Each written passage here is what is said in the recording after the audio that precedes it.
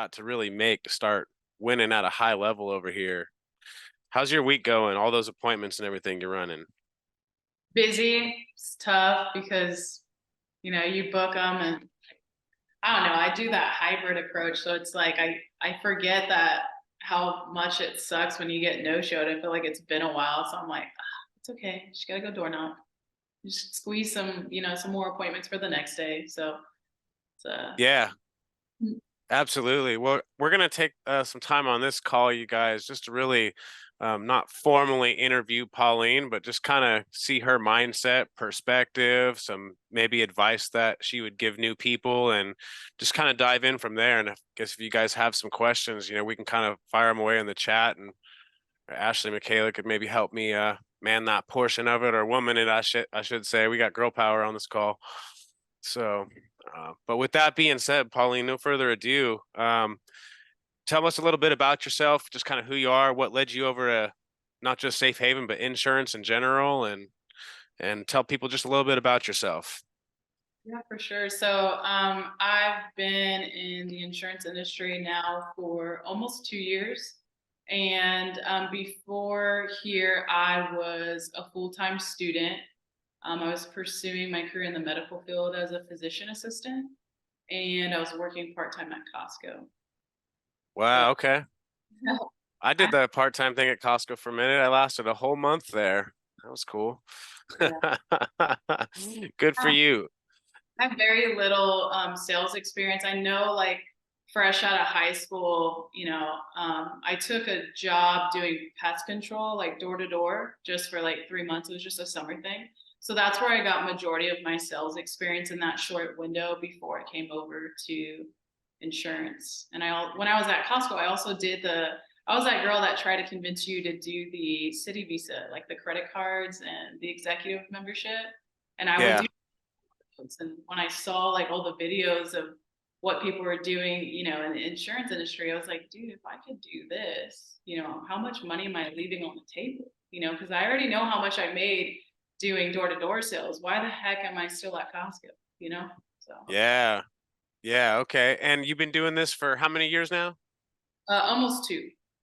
Almost 2 years. Geez. So if you could give some advice to the Pauline 2 years ago, knowing everything that you've done now, all the trips and falls, and maybe things that you've learned, what's some good advice that you'd give the Pauline 2 years ago before walking into this industry? Before walking into this industry, or like right when I got started in it? Yeah, if you could give yourself a couple tips just before your journey start to help you maybe better handle what was ahead of you, what's some advice you'd give yourself while starting? Um, I would say just to try and like put myself first, because that was a big issue. Like my whole life I always took care of everybody else but myself. And that kind of bit me in the butt in this industry, because one thing that most people have an issue of not working enough. My issue was I was putting everything into this. And so I got burnt out pretty fast because I was dialing from 7:30 in the morning to 8 o'clock at night. And then I was doing door knocks, or like getting my stuff ready for door knocks till like 11 o'clock at night. And then I'm in the field, leaving my house at 7, getting home at 11. So it's just like, Jeez. where in there was I like, hey, have you eaten today? Did you do anything at all for yourself? Right. And I wasn't doing that because I was so used to never really putting myself first above anybody else before I got into this industry. So it was kind of like a pattern, and that, yeah. So I would just say make sure that you take care of yourself before you do anything else, because if you don't do that, then you'll Yeah. fast. And I think that's kind of what happened to me. Yeah. And so you're like a beast with slaying objections and just pushing past people and kind of dusting some stuff off. But what were some like the things that you had the most struggles with in the beginning of this business before you really started to make things click? I think my struggle was booking a ton of appointments and not really sitting with anybody, because I wasn't tying them down. So I was putting in the work, but I would like get really emotional because I would just be in my car like, I don't get what's wrong. I'm putting in the hours, I'm making the dials, but I can't even sit with anyone. Can But you help us understand what a good tie down is now as compared to what you maybe did before? yeah, so like a tie down, I would say making sure that you're doing more than one. So it'd be like, go ahead and grab a pen and paper when you're ready. I'm required by the state to give you my name and my license number. So just let me know. Okay, I got my pen and paper. All right, so my first name once again is Pauline. That's P as in like pineapple. And then my license number through the state is 413-5927. All right, got it. Now, can you repeat that back to me just to make sure you got that right? Yeah, P as in pineapple, Aulene, and then 194906003. Yeah. And then I would say now, once again, my name's Pauline. I have really long black hair and I drive a red car. So just look out when I get there. And we said Saturday at what time again? So I It make looks them, like I had 1 o'clock. yeah. And if you could just give me a little window between 1 and 1:30 ish, I do have 9 other families to see that day. Some families might have more questions than others. Is that fair enough? That's fair enough. We can do that. Perfect. Okay. So you're just doing a couple things by doing that good tie down there. And so you're really setting an expectation, letting them know that you're busy, that you got 9 other families in that area. So they know that other people are actually doing this same thing. So it really just kind of sets a certainty for them.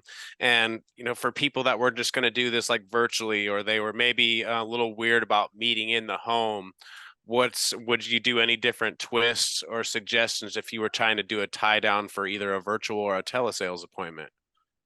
If they were to do a virtual appointment, I would just do the same thing and then have them repeat back to me my license, my name, and then the exact time frame that we're scheduled for. And then I would send them a text message too. I don't typically do that for an in-person appointment unless like they're driving and they can't write it down themselves. That makes sense. That makes sense. Okay. And then it looks like Daryl asked here in the chat, do you confirm again on the day of appointment? No, because if it's an in-home, yeah, I don't confirm whether it's an over the phone or an in-home because sometimes if you confirm, I feel like they remember and then sometimes they'll try and dodge you on purpose. So I'd rather just like hit them by a surprise and now that I'm on the phone with you or now that I'm at my house, what are you gonna do? Tell me you're not home? Like I'm here. I got you on the phone, Right. you know? Yeah. So you have like a hybrid approach. Is it 50-50? Is it 70-30? What would you say your hybrid approach is here in terms of you being out in the field? I would say as of right now, it's 90% in home. Okay. My go is going to try and be in home unless they're either out of town or they're sick, they don't feel comfortable. Telesales as of right now for me is kind of like my last option, my last resort. Gotcha. Okay. That makes sense. It's a little harder for them to dodge you when you're just showing up to the house, right? So what would you say that you hear like you're on EF dials quite a bit and not everybody takes the opportunity to unmute and subject themselves to the feedback of wonderful peers like yourself, but the people that you do hear, what would some advice that you'd give them or like struggles that you hear other agents have the most and what advice would you give them? I think I struggled with this too. I think a lot of us are really nice, and there's nothing wrong with being a nice person. But if you're in sales, you have got to take them to where you want to go. So you shouldn't be asking questions. You should be telling them what to do. And that was a big issue that luckily I learned when I was doing global sales. I was the girl that was like, are you okay if I do a quick inspection? They're gonna say no. So when on Yeah, your I see people saying, hey, do you have time to go over this right now? I don't ask that. I said, hey, this takes 10 minutes. Grab a pen and paper. Let me know when you're ready. And right. they naturally don't want to be combative. So they just kind of do it. And now you're where you want them to be. Same thing with, hey, do you have a pen and paper nearby? I stopped asking that. I say, hey, grab a pen and paper. Let me know when you're ready. Because they're going to be like, no, I Right. don't have one. So now what are you going to do? Now you're doing circles around them. When you're the one doing them a favor, they need to go grab a pen and paper because they need what you have. Yeah, 100%. And I really like the script that you were using, and I actually tried this out on a couple people. And I know your psychology behind it. I was going to drop it here in the chat, and it looks like it said it's too long for the chat. I Oh, know it was dropped in Slack a couple of times. But help explain the psychology of your script, because even I was doing this, and you called me out the other day, and I was like, you're right. I'm taking a wrong approach here. Like, I'm one of the sales guys, getting back to him. I'm calling you from the mortgage protection department, and that seems like a salesy person, whereas you seem like somebody that's coming in to clean up behind the dishonest salespeople. Help us understand the psychology of your script and why you're using it. yeah, so I think when a lot of us, we have to always kind of put yourself in the client's position. And I think that's how you're better able to overcome whatever they're going to throw at you. So for me personally, if like someone called me and they're like, I'm calling from the, something that I would have hung up already because I already know you're trying to sell me something. So I don't say where I'm calling from. I'm actually purposefully not giving them all the info at the front so that way it buys me more time on the call and they have to ask me questions. So I used to say, hey Hadley, this is Pauline. I'm giving you a really quick call from the mortgage protection department, and I just kept getting hung up on. So Yeah. I transitioned to it to say, hey Hadley, this is Pauline. I'm one of the managers here in Riverside County, giving you a really quick call. It was in regards to that form we had mailed out to looks like the 1664 Decatur Avenue there in, you know, Riverside, California. Yeah, It that's looks correct. it looks like the form that we sent out to you, you had filled it out by hand and then sent it back to our office. However, it looks like whoever was assigned to your file never updated the notes here in our system. Do you remember anybody going over that with you in person or if they did it over the phone? Yeah, they did call me over the phone, and I got that taken care of. Got you. That's actually exactly why I'm calling Hadley. So once again, I'm not a sales rep, I'm one of the managers. The reason they had me call in is just because it looks like in your county specifically, there were a lot of sales agents out there that were showing families high numbers and they were placed in the wrong risk category. So now we have to backtrack and pretty much make sure that whoever was helping you was actually being honest. Do you remember which insurance company we were able to get you approved with? Was it Mutual of Omaha, Americo? I think it was Americo. America. Okay. Are you a smoker, Hadley? No, I'm not. No. Okay. So America is a great company. Don't get me wrong, but the only reason we would normally place people with Americo is because they're a smoker because they have the best smoking rates.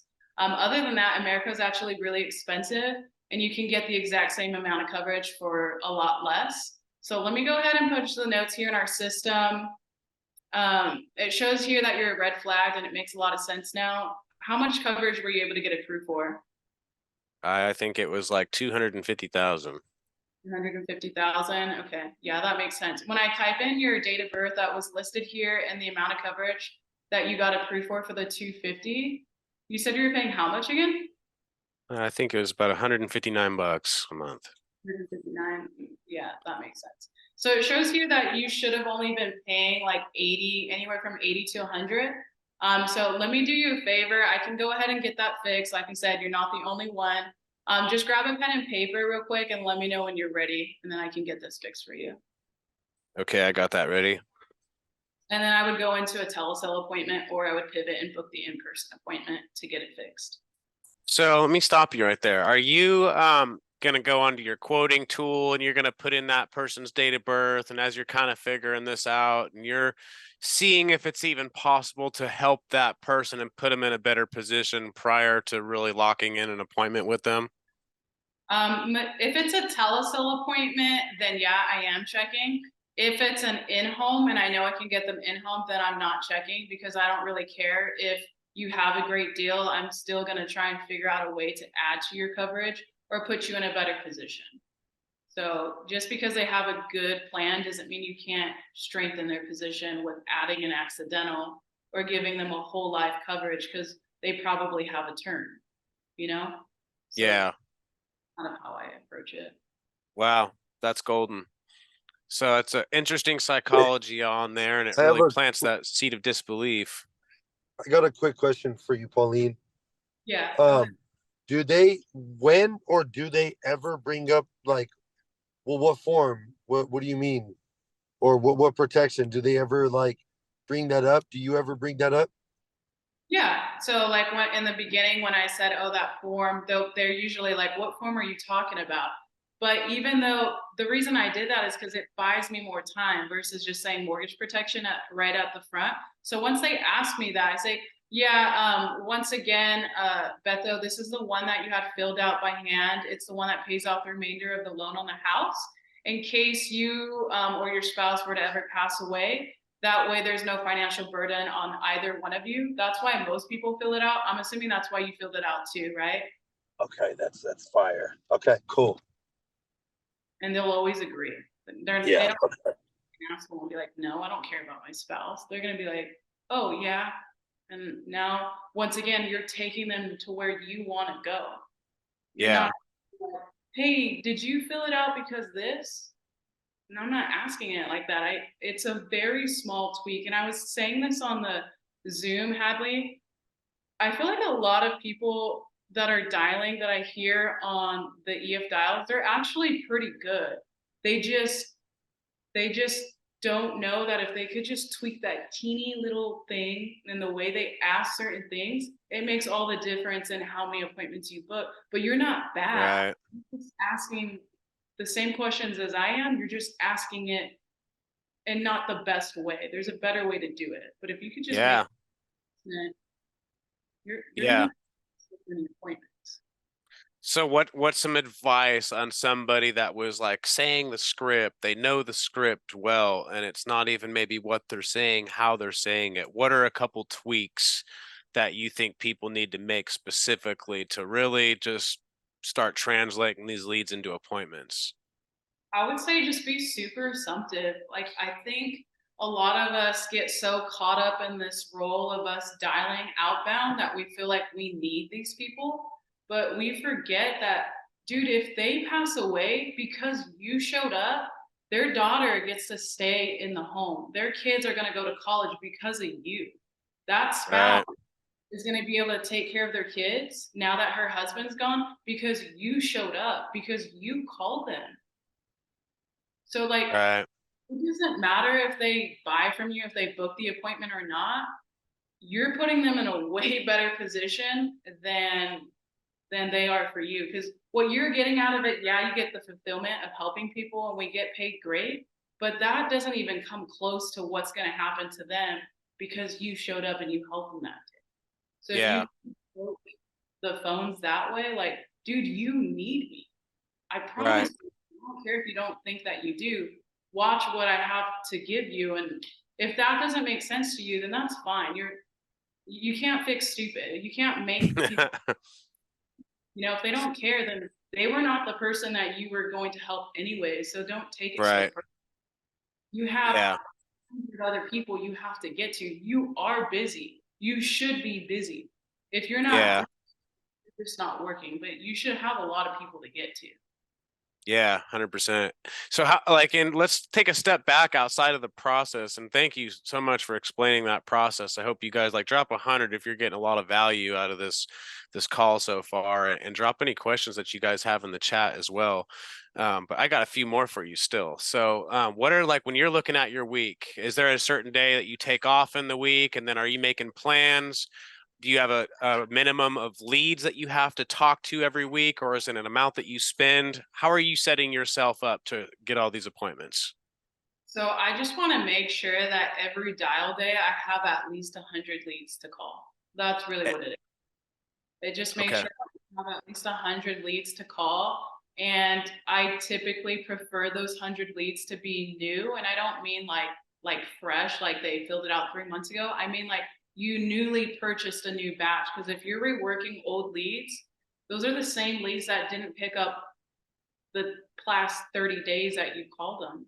So Right. there's nothing wrong with reworking old leads. Just don't come into a new dial day thinking that you're going to squeeze the last out of, the 50 leads from 2 weeks ago. It's the same people that don't pick up. So you need to door knock those. And if you're telesales, then give it to somebody who's in home and say, hey, cut me this percent if you get anything. But don't just keep dialing the same leads that you know are not picking up. You're just wasting your time. So once a week you buy 100 leads, and that 100 leads is good for one day, or you would do that 2 times a week and buy 200 leads in a week? I would do it. I would buy that 100. I typically like to buy at least 200, so I have 100 on Monday to dial, and I have 100 on Thursday to dial. And then come Thursday, if one, because I can go through 100 leads and dial all 100 by noon, and then I'm Right, redialing again. So if you're doing that, then you can go back to the first batch of 100 from, from Monday. right. Good Yeah. deal. And then what's a typical ROI look like? Like a return on your investment and a return on your time for that matter. Like how many dials are you generally having to do in a day, and how long is it taking you to go through that list a second time, and what's a dial day look like for you? My dial day is typically 8 to 7 p.m., anywhere from 8 to 6 or 7. Sometimes I'm done by 6. I might get lucky. But I usually always take a break between 12 to 2 on Monday Yeah, and Tuesday.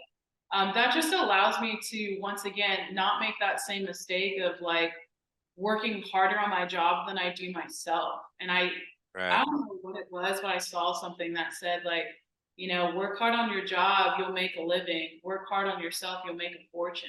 And I was like, right. oh, I've been putting 16, 17 hours a day to this job, and I left not even 10 minutes to myself. No wonder Yeah, I'm where I want to be. I don't do anything but work. yeah, There's nothing wrong with that, but we're never going to have a healthy balance. There's no perfect like life work balance. But one thing you yeah, need to be sure of is that you're taking care of yourself, whether it be, going to the gym, whether it's journaling, whether it's reading, whether it's talking to someone you miss. Like you need to fill your cup before you go trying to fill the other people's cups because we are yeah, in a line of work of service. You know, yeah, does take a lot emotionally and mentally when you're dialing the phones, getting hung up, you're driving hours out, getting no show. If you right. didn't fill your cup that day, you're not going to be as effective as you need to be for those families that are depending on you to be at your A game. And that Well was when said. I was like, oh, I haven't eaten today. I haven't done anything for myself today. No wonder why I'm so tired. No wonder Well I'm said. and I'm impatient and I'm being a B word. Like some of these people, yeah, like, they're probably being rude too. But if I was at the top of my game and I took care of myself today, I'm able to be patient and I'm able to come back with those different objection handling skills because Yeah, I'm not so personal. But when I'm on an empty cup and you're like sucking the life out of me because I haven't filled my cup and how no who knows how long. Well, you better believe I'm gonna be mad. I'm probably gonna hang up on you and just keep going because well said. you probably could have helped them. You got some personal things that you need to fix. You know what I mean? So I I've think, had that happen. I can relate. I think That that's a well said. And what are a couple goals that are some goals that you've been able to accomplish for yourself in these last couple years? And what are the next goals on Pauline's list to accomplish in this business? um I feel like my goals have always like changed because like obviously as you get better at what you do, those are gonna have to change. But I just try to like look back at where I was 2 years ago and like what I was praying for and how many of those prayers that have been answered in such a short amount of time. I've only been here for 2 years and I can look at a list of the things that I used to pray for every day and I'm like, oh shoot, I have that, I have this, Ain't that cool? that, like before I was with like my aunt and uncle, Yeah, sharing with, family members, and I'm like, damn, dude, I just wish I had my own place. I just wish I had my own place. And now I have my own place. I don't just have my own place. My place is actually really, really nice. So God blessed me more than what I even asked for, you know? Like, and I used to pray like, man, God, I'm so tired of school. Like, I don't want to go to school. I know all these extra classes that I'm taking have nothing to do with my career. This is really dumb, but I really want to make a good living. Can you please give me an opportunity where I don't have to be the smartest? I don't have to go to school for 8 years and I could just work really hard because that I can do. Can you Yeah. give me where I could work really hard? I don't have to be smart, but I could still make a good living. And then boom, I find this, like just Yeah. like that. And I think a lot of us forget to look back and see, even though we're not super rich, we're not where we want to be yet. Well, a lot of us forget to just pause and be like, oh, yeah, you know what? I do have a lot to be grateful for. Because I think in Yeah. the industry, we're like, go, go, go, go, go. We're competitive. We want to be the best of the best. And we just keep comparing ourselves to everybody we see on Instagram. Oh, they got a new Lambo. This person's got this. And it's like, oh, I'm not there yet. I'm not there yet. I'm not there yet. And then you're like, Yeah. because you're constantly chasing something that, like, it is for you, but like everybody has their own timing. So just like pause for a second. Just be like, Yeah. like, thank you so much. And then you're able to get on the phones and be like Michaela said, I get to dial today because Gratitude. you woke up thankful. That's a big. Yeah, right on. And I know we about half hour into this, and please drop some questions if you guys have any in the chat. Something else I really noticed, Pauline, you are a student of the game. Like you're really good at this whole process front to back, and you're still constantly seeking counsel. What are a few tips that you would give new agents on seeking advice? I would say like stop worrying about what other people are going to think because you don't look stupid. And if they think that you look stupid, who cares? At least okay, that person's not going to help me. Let me go find who is. Like I'd much rather have you think I look stupid and I get my answer and now I can pay my bills than be so caught up on like, oh, I'm going to look stupid. Like I was a student in school where I knew I wasn't smart. I'm not dumb either, though. You know, Right, I learn a different way than other people. I'm a hands-on and I'm a visual learner.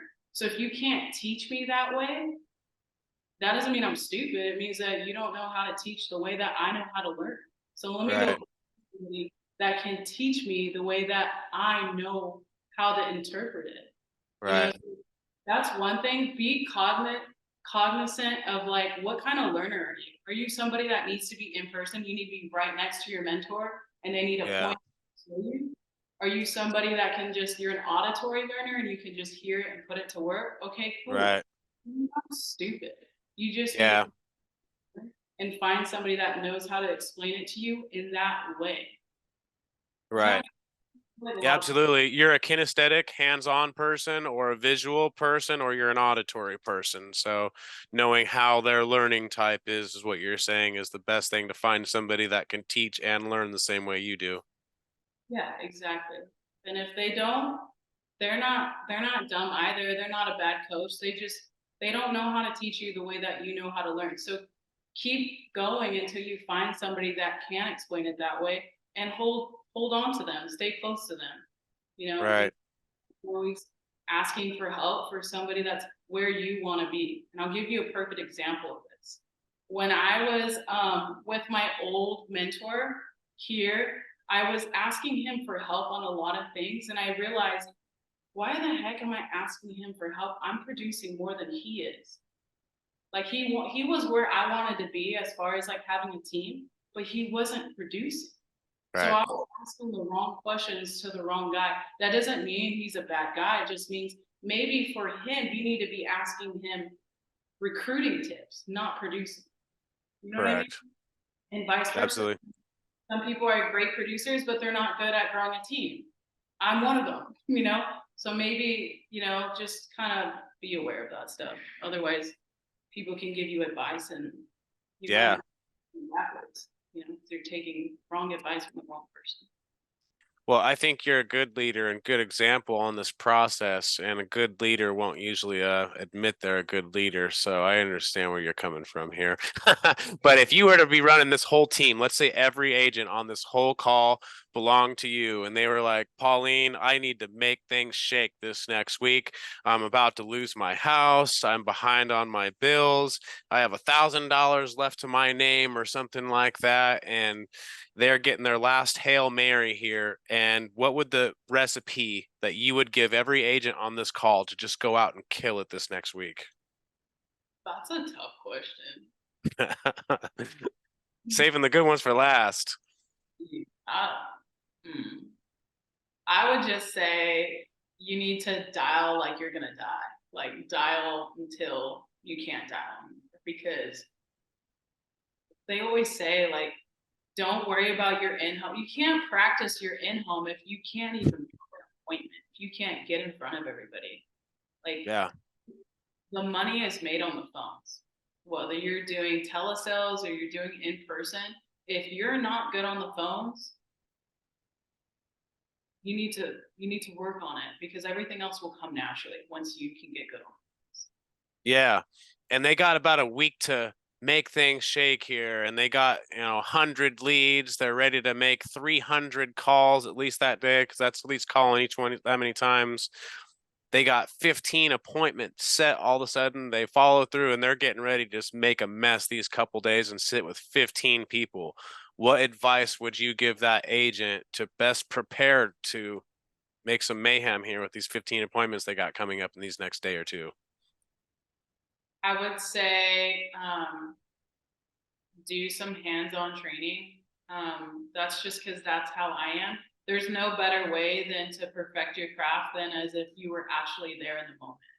Like if you take athletes, for example, they don't practice the way that they would just practice for a scrimmage. Like you look at the NFL players, they literally train like, I don't know, 8 months to a year before they go to, you know, the cup. It's the same thing with what we do. When you're on the phones, when you're getting ready to go into an in-home, call somebody on here. Hop on EF Dials and say, Hadley, can you go into a separate room with me? Can we like practice an in-home real quick? Because I really need to make money this week. Okay. And then you're doing it live like you're there. So when the game day comes, in-home day comes, there's Yeah. a single thing they're gonna say that you don't already know how to overcome. And if you don't, call somebody in the home. I've been doing this for Yeah. almost still call when I'm in the home because I know that even though I may know how to overcome a lot of things, sometimes it's something that's really not anything I could say. Maybe Hadley or maybe Marcus might be able to word it in a way that your client is like, oh, okay, yeah, you're right. Yeah, let's go ahead and move forward. I literally just did that last week. Marcus said the exact same thing I said, but he said it in a way that clicked for her, and she was like, "Yeah, okay, let's go." Yeah. Wow. Interesting. And then I guess I'll ask you one more difficult question. Let's say you were to go and take over someone else's team. I gave you every agent that I had on my team right now. I'm starting to grow, and they're looking to you for some advice. And you're going to pick who you are going to keep on a team and who you're not going to keep on a team. What are the guidelines that you would set to sift out the winners and people that are just not going to do what it's going to take? The people that are actually logging into EF dials and actually dialing when they said they were going to dial, like people that keep the promises that they make to themselves, and people that don't get so shaken up when something hard in life comes up. Like if these people haven't been through something hard in life before they get here, they're not going to last. Sorry. I'd much Yeah. rather somebody who's like gone through so many like trials in life and they're not in the best position because they already have that like fighter spirit in them. So when they get into this industry and people are slamming doors in their face, cussing them out, hanging up on them, it doesn't faze them because they've been through way worse in life. This is not, you know, Right.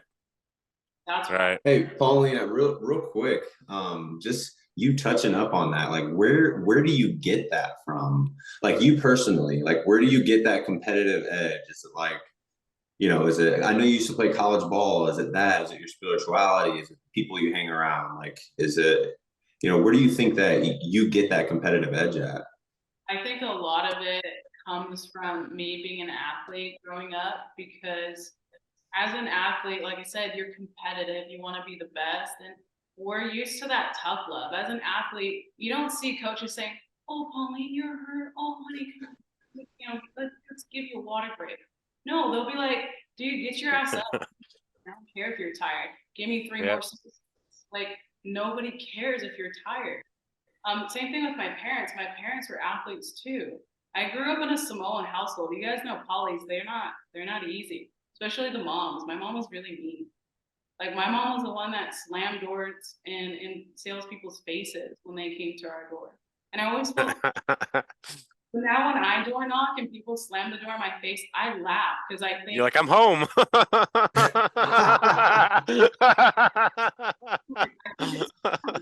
like, oh, oh well, and it's just kind of that tough love. My parents were hard on us, same thing. Yeah. It's just we don't care about your feelings. Nobody cares about your feelings. Like it needs to be done. So if you're gonna cry and you're gonna say, "Oh, I have a headache today. I can't come to practice," you're cut. Go Yeah. home. Should be the same way here. That's really Awesome. great advice. I thank you so much. I mean, if any of you guys have any last minute questions, this is your chance to, pick the brain of somebody that's winning at a very high level here.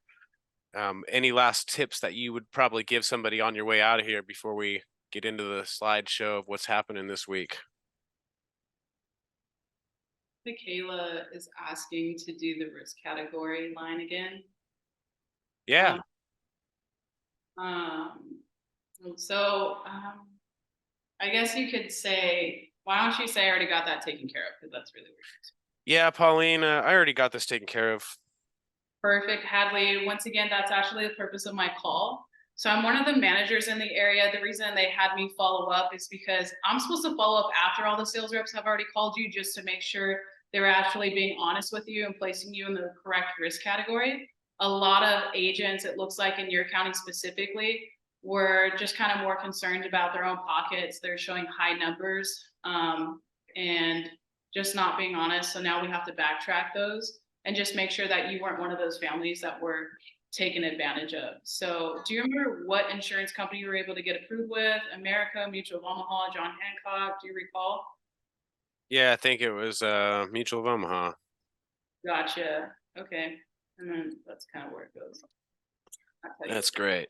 No, thank you so much for doing that. This was golden. I'm humbled just to be interviewing you on this call today and be able to pick your brain here and ask all my selfish questions so I can take notes and maybe compete with Pauline this next week if I got it in me. But I think she usually kicks my ass. So you guys, any last minute ones on here? This was golden, Ashley, 100%.